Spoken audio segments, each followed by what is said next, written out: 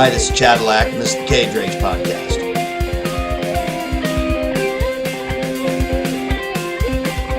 Miguel Iturrate here for the Cage Rage Podcast.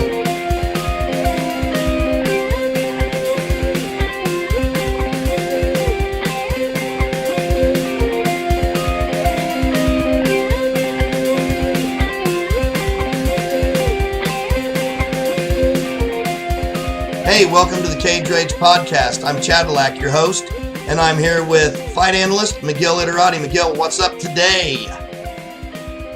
Well, we got UFC 231 right around the corner. We got a couple of title fights on the card, little guys and little ladies action there. So I guess that's what we're going to talk about. Yeah, so to me, this is the most exciting UFC all year as far as I'm concerned, and maybe in the last couple of years. I'm more interested in the fights. I can't say that much about the trash talk and all the outside blunders and things that are going on. But as far as the fights, as far as what's going on inside the octagon, I haven't seen a more interesting claim to fame than what's going on in the co-main events. I don't think it's a main event. I think they're co-main events because you've got Joanna Jedrzejczyk moving up a weight and Shevchenko moving down a weight. So Shevchenko is 15-3. Jedrzejczyk 15-2. She's only been beaten by Rose Namajunas. So we're getting ready to see what happens. So let's talk about that one first of all. I'm an enormous Joanna fan. Jedrzejczyk is my pound-for-pound favorite fighter. I love everything about her. I loved her since the first day I saw her. I can't believe that they tried to sell her as a Maxine cover girl and all that bullshit. They need to sell her as a fighter because that's what she is. She's incredible. She's multi-talented. She can grapple. She can fight. She can get off of her back. The one thing I don't know about her is I don't know what her real jiu-jitsu skills are like in no gi. Let alone gi, but the gi obviously doesn't matter here. But I don't know what she's like with actually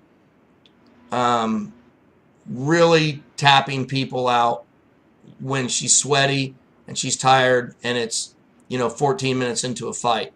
Other than that, and then Shevchenko, I know a lot less about her. I just haven't caught as many of her fights. So take it away. You're the fight analyst. Tell us what's going on. Talk to me.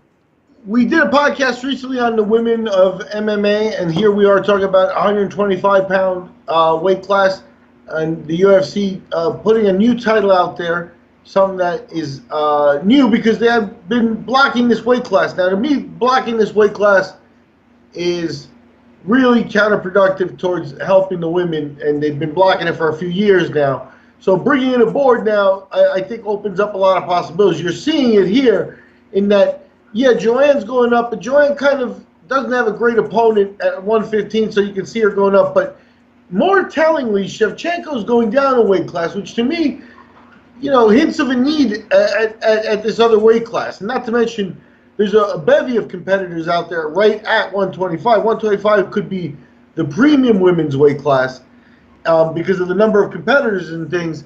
And they've decided to not activate it until only recently. So what we have here is we got two decorated fighters from other weight classes coming here, and hopefully we get them at their best. Now, Joanne, and, is she going to be able to come back to 115? Do we want her there? Is she better suited to 125 at this point of her career?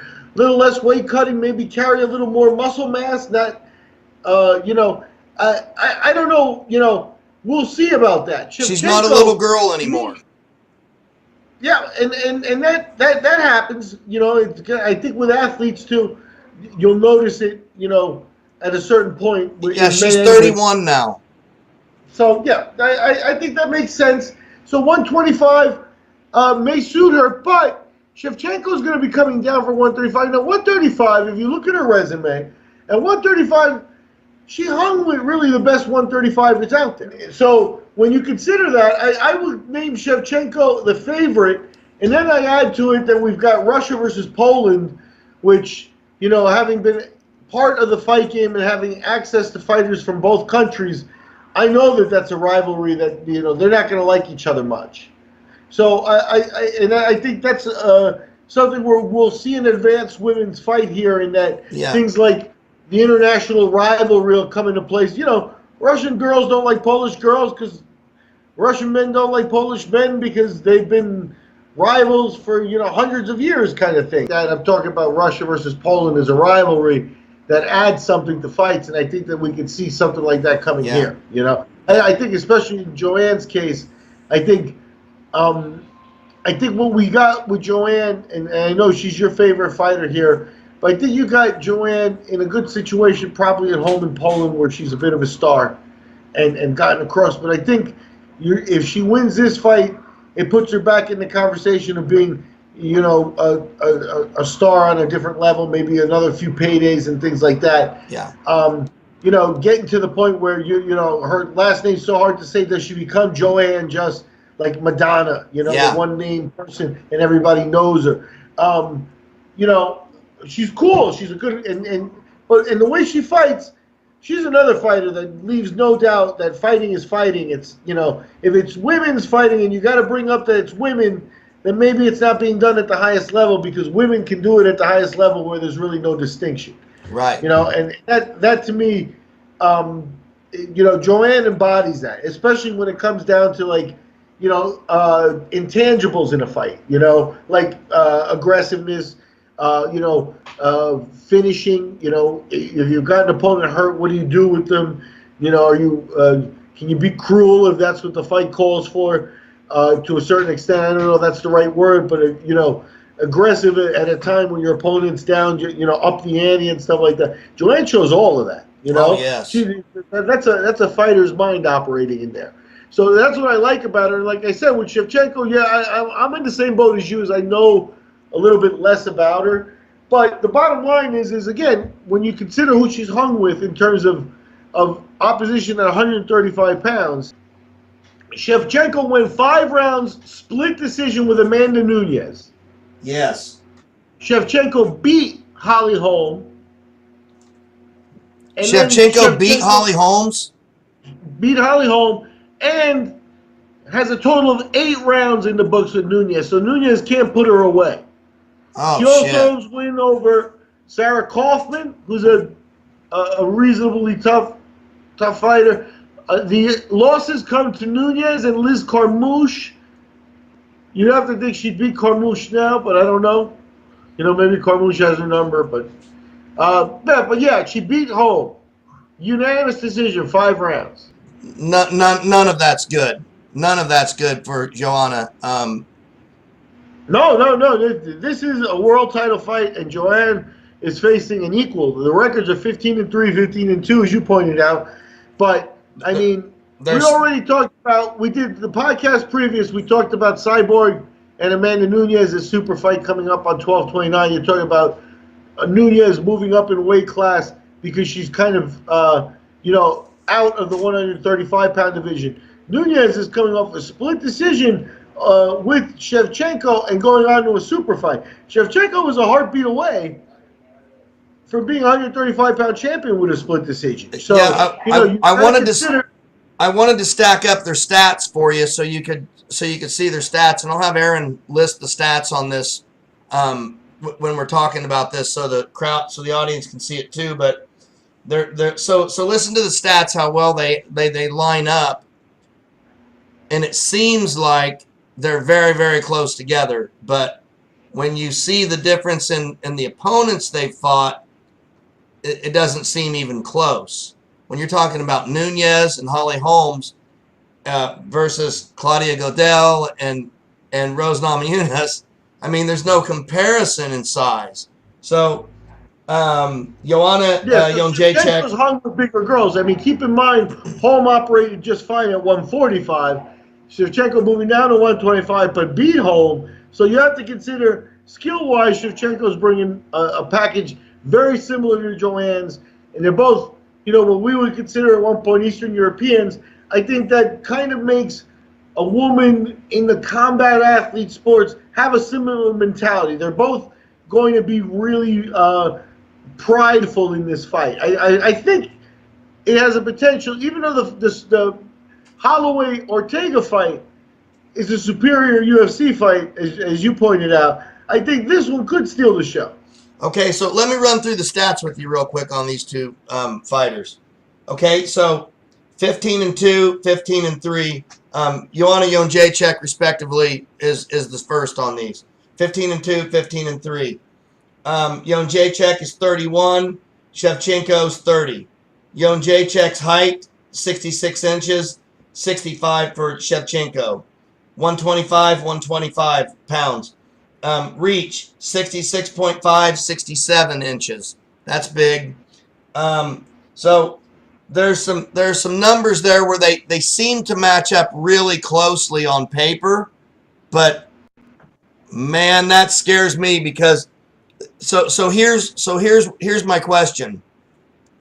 Does Shevchenko, is her walking weight so big that her cut actually harms her to drop down to 125? Does it really cut? Does it really affect? Does it really make an effect on her energy into the third round? Whereas Joanna has been cutting, and as she's growing older, she's 31 now, and as she's growing older, I mean, she's totally shredded. So now she's got more power. And she kicks like a mule. Her punches are fast and furious. She throws incredible combinations.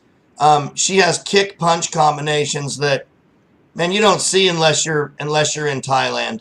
I mean, she does some really amazing stuff. So can Jedrzejczyk outclass her simply because she outlasts the first two rounds?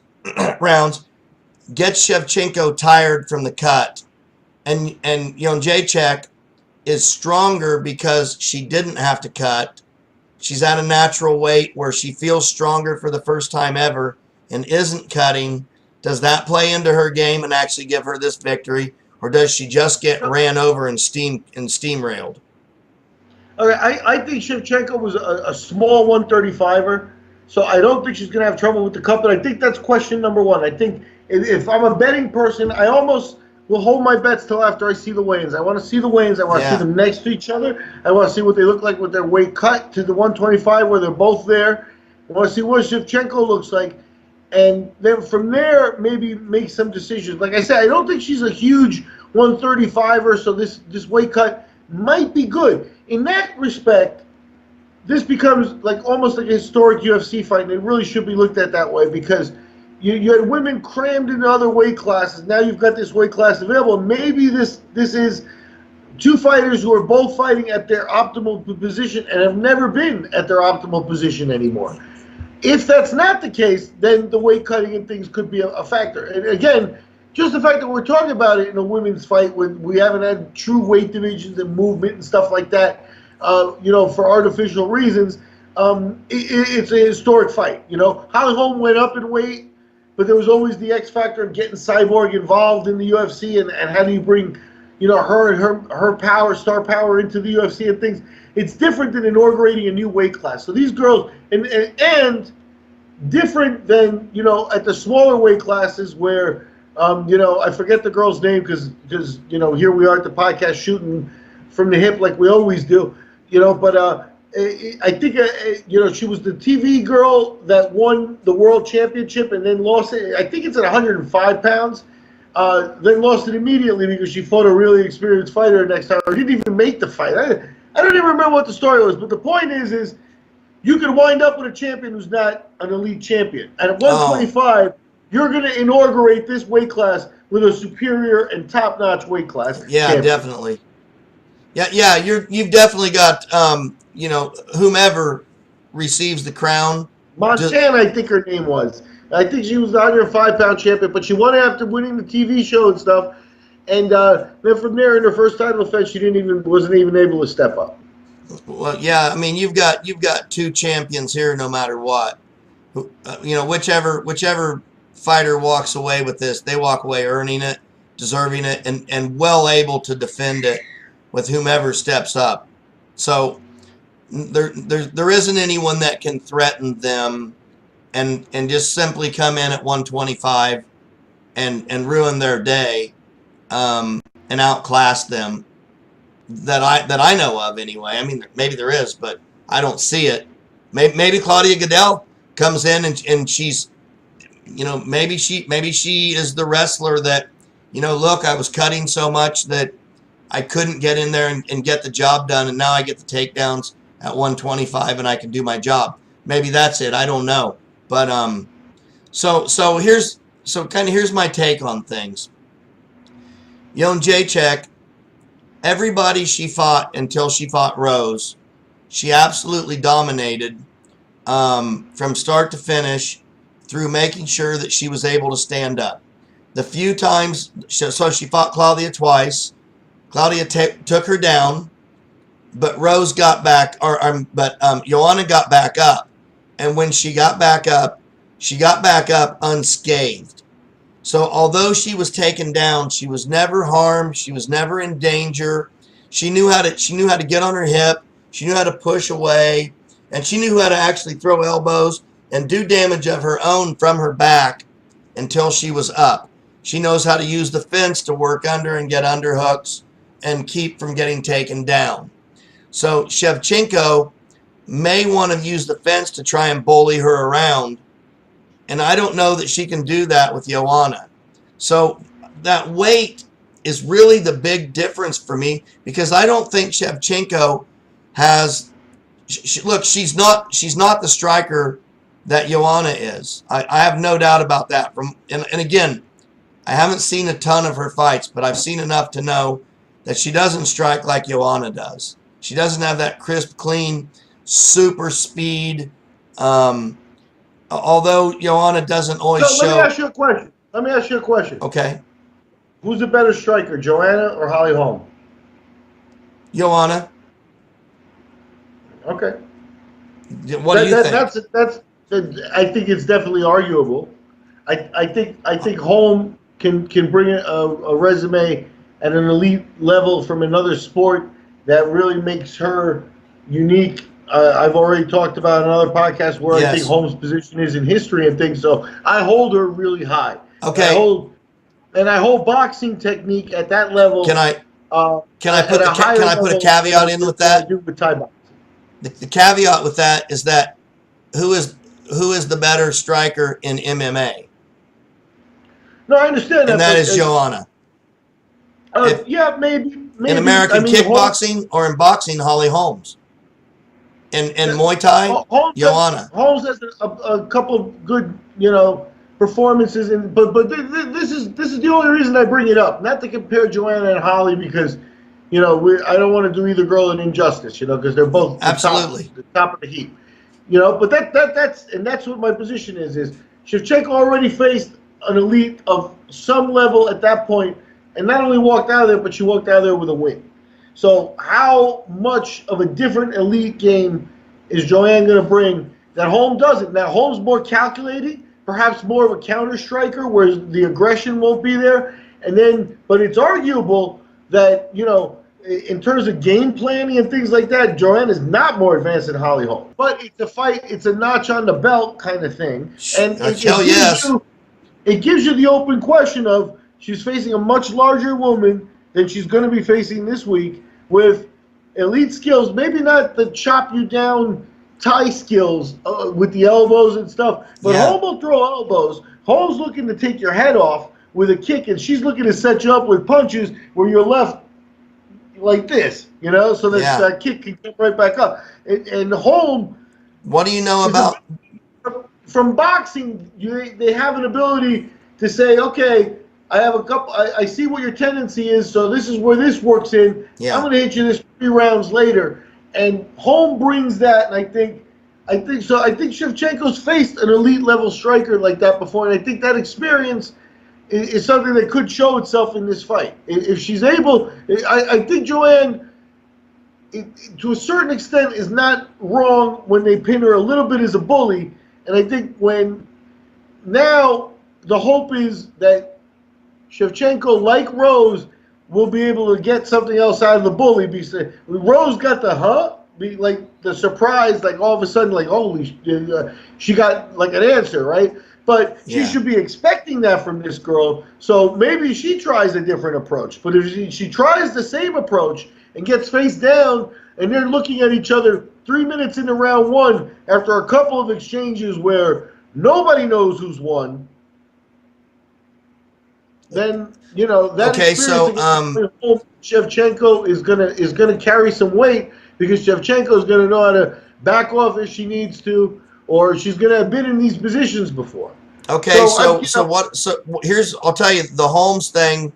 I go, okay, Holly can be kind of slow to pull the trigger, and for the reasons that you said. She measures and she waits, and Shevchenko's a lot smaller than Holly, so she can get inside and kind of suffocate her long. Because Holly's whole game is to kind of stand outside. Let's agree to go watch that fight again so that we're fresh to talk about. Because I haven't watched it since it happened. Most definitely. I've never even seen the fight, so that's how terrible I am. But I'll tell you what does scare me is that she fought Nunes and went the distance. Now that's a whole 8 rounds with Amanda. The 5-round fight was a split decision, which means one judge thought Shevchenko won. Man. So, and now what Amanda lacks in Holmes' calculation and precision with strikes, especially punching, Amanda probably matches Joanne in that killer instinct and power, that aspect of it. So and her power, God. Shevchenko now has 13 rounds of experience where, she's 1-2, so she actually won a fight, but she's got 13 rounds of experience against really the best women fighters in the world. And she hasn't come out of there with a loss of any definitive type of nature. You know what I mean? And I don't like this. I got to give the UFC credit, because it is a fight that's a toss-up, and when they sometimes don't put their champions in this situation. When I look at this fight, and keep in mind, Joanna Jedrzejczyk is my girl. I love her, and I think if she fought Rose again, she'd beat her. I do. I think she'd beat Rose a third time, and I think I understand they can't let her do that. They have to let her go through the ranks. But they've only got Claudia for her really to fight, and they're trying to figure out if they fight a third time, hopefully it's not in 15 years for Oscar De La Hoya. Yeah, you got Cheeto and Chuckle. Okay. So let's just pretend that never happened. Can we edit that or something? No, leave it in. But no, I understand. We do have to get to Ortega and no. Okay. So, anyways, just real quickly though. Joanna Jedrzejczyk is my girl. She has been since the first moment I saw her fight. I saw this dark-eyed, circles around her eyes with this big long nose, and I thought, my God, this girl looks anorexic, and give her a glass of milk and a sandwich, and she went out there and just, beat the freaking brakes. I was like, good God. Instant fan. I didn't even know she was Polish. I'll tell you, I didn't even know she was Polish. I'm watching a clip and stuff, and I'm looking at her, and like you said, you get her look, and she's a young girl, so I don't want to say she's pretty, she's ugly or whatever, but she's definitely unique. She's not a blonde, Barbie doll type at all, right? So the first, I was like, oh, we got another Wisniewski on our hands here, right? And she sure could fight like Wisniewski could too. Yeah, I hope I'm right, and I hope that Joanna is all of the things I believe she is, and I hope that somehow her moving up to 125 is the smartest thing she could have done, and that the only thing that's really been holding her back this whole time has been weight cutting, because for a woman. I think men miss this a lot of times. For a woman, especially a woman who's getting into her 30s, her late 20s at that point, to have a shredded, ripped six-pack, that's not only is it not normal, it's really unhealthy for them to look like that. just because just their body chemistry, hormonally and things, it's not healthy for them to look like that. It just isn't. And that's why like they can't cut weight the same, and things are different, and of course they have hormonal patterns that are obviously different than ours that we don't need to go into, but so maybe this is maybe this is her spot, like you're saying, and I hope so, because I want to see her do well, because if she doesn't do well this weekend, she's finished. Where does she go?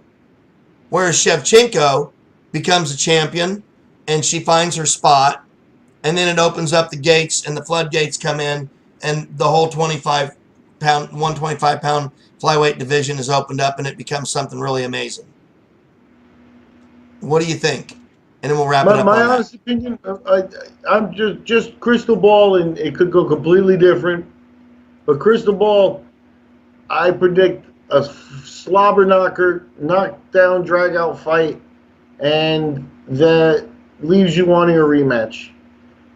And I think that's going to be the path for both of them, because I think if Shevchenko, like you say, if Shevchenko is too much for Joanna because she's bigger and because she's matching off on experience and she's faced sophisticated people and stuff, and she's too much for Joanna isn't going to go lightly, I don't think, right? Joanna's going to, and that's the thing. So this is going to be a war of attrition either way, I think. It could become a chess match, and you don't get a real exciting fight, but women's fights tend to have a different chemistry. Yeah. And I think the pressure you're talking about is there for both of them. I think you're not talking about, Nurmagomedov and McGregor, where it's like, hey, Nurmagomedov made $2 million and he's the low end of the spectrum, right? Neither girl is making $2 million here, no. I don't think, So the situation is there's more pressure on them for money and to perform. Like you said, what does Joanna do coming off a loss? I think if she comes off a respectable loss, maybe gets her nose broken early, is bloody, and fights the whole rest of the fight anyway, where people are like wow or something like that, then and you'd be willing to do the rematch. What if she could breathe the whole fight or whatever it is, something like that. I think is a scenario coming off a loss for Joanna that suits her. Yeah. Hopefully it doesn't come to that, but I do think that's the kind of fight that we're going to get here. That's going to be an attrition fight. Okay, I'm going to call it, and here's my call, and then we'll move on to Ortega and Holloway. And I hate to say this, I hate this. I think she's going to steamroll her. I think Shevchenko puts her out in 2 rounds.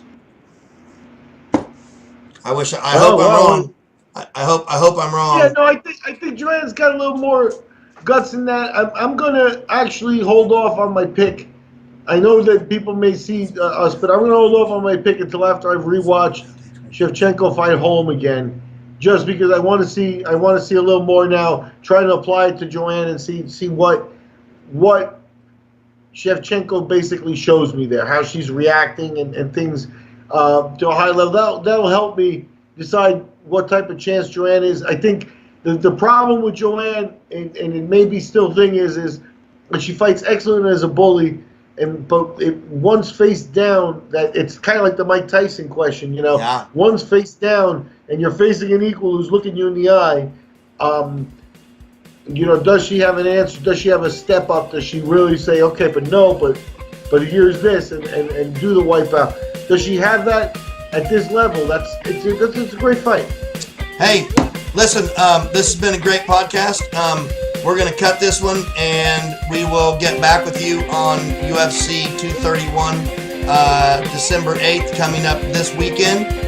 For now, namaste.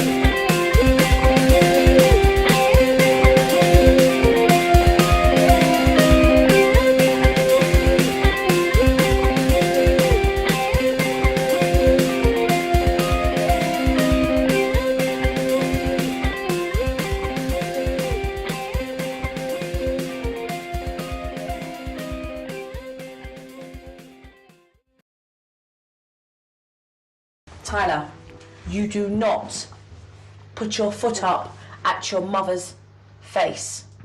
That's naughty behaviour. Naughty. You do not put your foot up at your mother's face. At your mother's face. Tyler, you do not face at your mother's naughty face. That's naughty behaviour. I hate the